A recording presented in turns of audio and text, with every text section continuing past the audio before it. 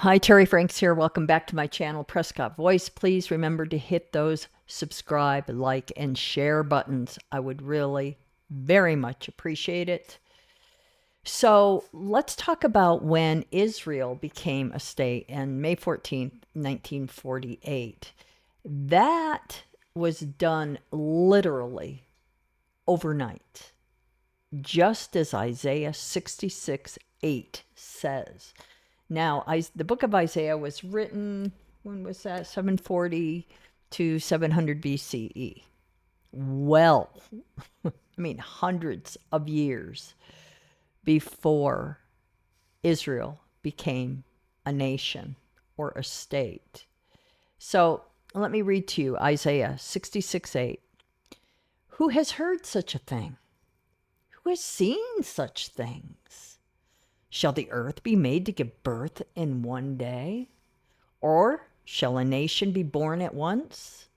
For as soon as Zion was in labor, she gave birth to her children. And that's exactly what happened in May 1948. Israel was born, and her people are now coming back from all over the world to Israel. Now, what I wanted to kind of touch on is a historical note on Mark Twain, who was sort of prophetic and probably didn't know it at the time. In 1867, he visited Palestine. And when he was there, this is what he said about what he saw. Quote, a desolate country whose soil is rich enough but is given over wholly to weeds, a silent, mournful expanse. A desolation is here that not even imagination could grace with the pomp of life and action. We never saw a human being on the whole route. There was hardly a tree or a shrub anywhere. Even the olive and the cactus, those fast friends of the worthless soil, had almost deserted the country. End quote. So we can see in 1867, the land in Palestine was barren, not producing much of anything. It was desolate, in Mark Twain's words. And then we come to 1899. Where Mark Twain wrote about the Jewish people, the nation of Israel. In 1899, he published an article in Harper's Magazine. And I think this is important to read today because of exactly what is happening today worldwide with anti-Semitism. What is being said and done to the Jews by Hamas and all of Israel's enemies, not to mention America. Who would have ever thought that there would be so many in America after World War II and the Nazis, that we would be here again today? When they said never again, but here we are. So in 1899, anti-Semitism was widespread. It was pretty hot back then. Today, it's on steroids with social media. Back in 1899, there was no social media. There was Harper's Magazine, which was widely published. And I have many of them in my collection, my historical collection. But this particular article by Mark Twain, it's very short, but it's very telling. He writes about the Jews. And just before we get to this article, and I read it, as of 2023, the Jewish population is 0.2%, or 16.1 million people out of the 8 billion world population. So keep that in mind when I'm reading this.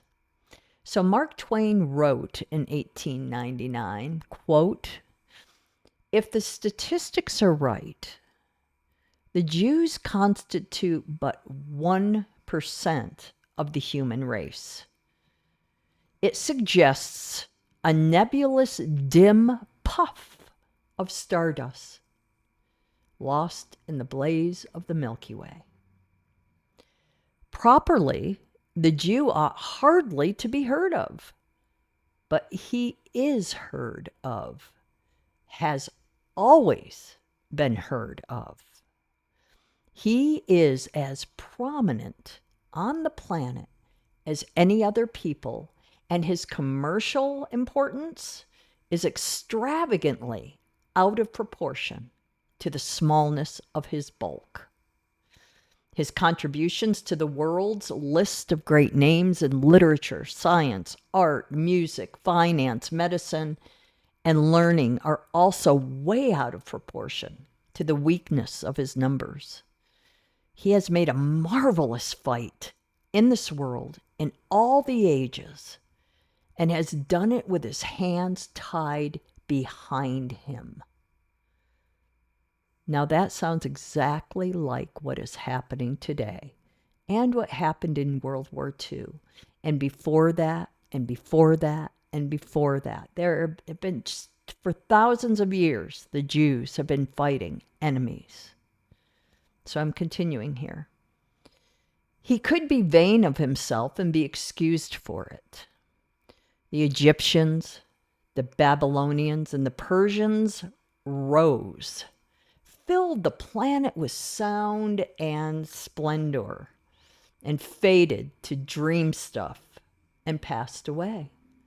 The Greeks and the Romans followed and made a vast noise, and they are gone. Other peoples have sprung up and held their torch high for a time. But it burned out, and they sit in twilight now, or have vanished. The Jews saw them all, beat them all, and is now what he always was, exhibiting no decadence, no infirmities of age, no weakening of his parts, no slowing of his energies, no dulling of his alert and aggressive mind. All things are mortal, but the Jew. All other forces pass, but he remains. That, I believe, is a remarkable article. If it were published today, and I doubt that many mainstream outlets would publish this. Perhaps they might. I don't know. But this is what Mark Twain said about the Jewish people back in 1899 when anti-Semitism was prevalent. The Jew will always be.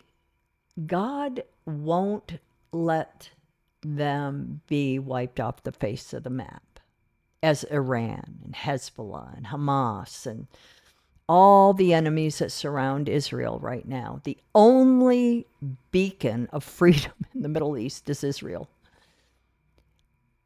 And they want them destroyed. And this is the way it's always been. It's an everlasting hatred that Israel's enemies has had against them for millennia.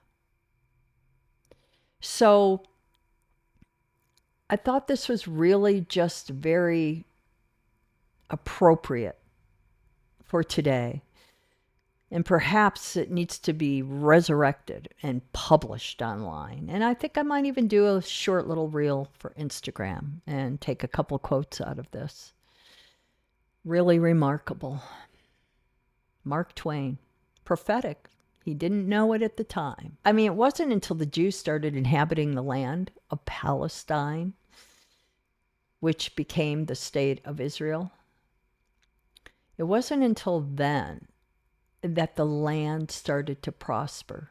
And if you go back, if people have critical thinking today, especially our college students who are protesting against Israel and against the war and calling for a ceasefire and calling for the destruction of the Jews. That's what from the river to the sea means. That's what Rashida Tlaib and the rest of them mean, is to destroy the Jewish state and the Jews. But it wasn't until they inhabited the land that things started to change. Rich farmland, forests and trees and timber. There was not even a well dug, according to Mark Twain, in 1867. Now, I don't know that that's true or not, but that's what he said. So there was nothing there. It was barren. But God brought them back, just like he said in Isaiah 66:8. That's what he said would happen, and that's exactly what happened. So those that think that Israel is going to be wiped off the map, think again. God's got other plans. God had all of this planned before the foundation of the world. So I thought that was really interesting. I thought you'd enjoy it. Let me know what you think. Leave me a comment. Thank you for watching.